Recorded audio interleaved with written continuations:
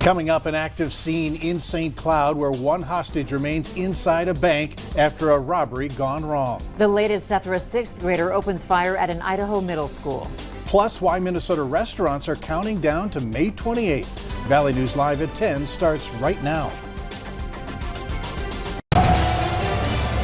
This is Valley News Live at 10. Breaking news at this hour. 4 people have now been released as a hostage situation continues at a St. Cloud bank. One hostage remains inside. Wells Fargo is confirming the hostages are all bank employees at its branch office there. Police confirmed that one hostage was released around 6:30 tonight, a second hostage about an hour and a half later. A third and fourth hostage were released at about 8 p.m. Negotiations have been underway for several hours. St. Cloud police said earlier this evening in a statement that there are no reports of injuries. A crowd had gathered in a shopping center parking lot across the street, and around 7 this evening, police moved them back for their safety. Witnesses reported SWAT teams at every entrance to the bank, and some streets in the area are blocked off. In other news tonight, family members speaking out this evening after a funeral for a loved one ended in chaos and an arrest. 28-year-old Blair Witten has been charged with reckless endangerment after Fargo police say she crashed her ex-boyfriend's funeral, tried to run people over, and drove over grave sites at Riverside Cemetery last Saturday. And so I came out of the tent to find this car taking off at about 50 miles an hour and just people screaming. She just ran me over. She knew she wasn't welcome, and what she did, instead of leaving peacefully, she tried to run somebody over, then run somebody over there, which was me. Witten is expected to be back in court in late July. 24-year-old Colin McDonald unexpectedly passed away in his sleep on April 24th following complications from a minor surgery. You can hear more from the family on our website, valleynewslive.com. Lingering COVID restrictions in Minnesota are lifting, and Valley News Team's Aaron Walling shows us how some Moorhead business owners are celebrating. COVID restrictions in Minnesota will begin to lift on Friday. The outdoor mask mandate is expiring for the most part, and closing time can be whenever the bars or restaurants want. But many of these businesses are looking to May 28th, like it's Christmas Day. It's going to feel really nice, especially with our location. It's a small location. We have limited seats to begin with. Having those just to be 100% for us is going to make a huge difference. That's when capacity and distancing limits will come to an end. Of course, it'll be 100% capacity, no 6-foot restrictions, and we're just going to be doing what we always do. And I mean, we look forward to people coming in, and we're just excited. After a year dealing with the pandemic where delivery and takeout was the only option at times, many of these restaurants are very gracious about the support they get from the community.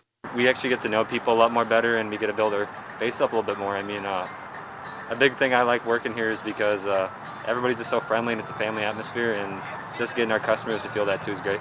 We love serving this community. We love our customers, our regulars that are coming here, and it just means a lot that they've been supporting us through this. In Moorhead, Aaron Walling, Valley News Live.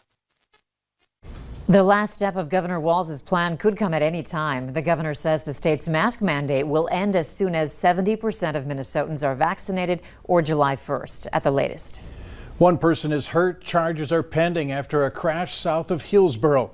Authorities say 22-year-old Tiana Vadova was 12 miles south of Hillsboro this afternoon when she ran off the road, vaulted, and rolled her GMC Yukon. An ambulance took her to Sanford in Mayville. A debate over the cars driven in Minnesota could impact your summer plans. The state wants to cut 80% of greenhouse gas emissions by 2050. It says regulating our vehicle emissions is a powerful step to get there, but your next vacation could wind up stuck in the middle. The governor wants to put more electric vehicles on Minnesota car lots and regulate what comes out of tailpipes with stricter standards for manufacturers. For Minnesotans who want to purchase an EV, they'll have more choice in the marketplace. The Minnesotans who want to purchase a gas-powered car, and they still can, this doesn't require anyone to purchase an EV, will be able to purchase the cleanest, most fuel-efficient option. No agreement by the end of the session on May 17th would leave the DNR and others without an operating budget come July 1st and could force park closures days before the most popular camping holiday of the year.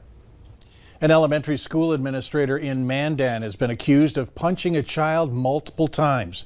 35-year-old Christopher Bitts is charged with child abuse. He's accused of punching a child in the face and stomach earlier this week. Bitts is on administrative leave. Today in Idaho, a 6th grade girl pulled a handgun from her backpack and shot 2 students and a custodian at her middle school before being disarmed by a teacher. The 3 victims were shot in their limbs and are expected to be okay. It happened in Rigby Middle School in the small city of Rigby, southwest of Yellowstone National Park. Authorities say they are still trying to figure out why.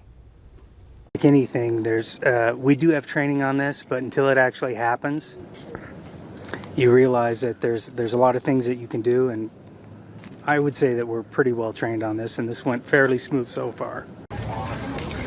Schools closed district-wide to give students time to be with their families. The custodian has been released from the hospital. The 2 students are in fair condition.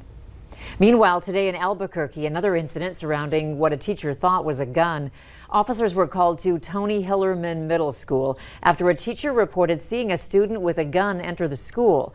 The school was evacuated classroom by classroom while police canvassed the campus. Police say no weapon was found, and they determined that a gun was not brought to school. Police say 3 students were speaking in a courtyard when one student pointed a cell phone at the others as though he was holding a gun.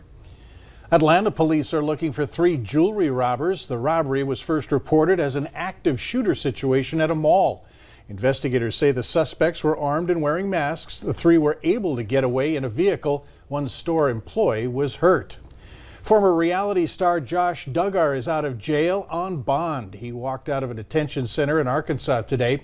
He's staying with a pastor and his wife as the judge ordered Duggar cannot go back to the house he shares with his pregnant wife and 6 children. The 33-year-old was arrested on April 29th on child pornography charges. Duggar faces up to 20 years in prison if convicted. Josh was investigated as a teen for molesting 5 underage girls, including 2 of his sisters. Whether or not you walk out of a hospital basically ready to get back to your prior self, or whether you have to go through rehabilitation, and whether you can even regain all the functional abilities that you had before. Still ahead, when help comes too late. What to do if you or a loved one is having a stroke in a rural area far away from the specialized care you need. But first, pretty good temperatures expected for this weekend and an improving forecast for next week. Hutch is in with the details.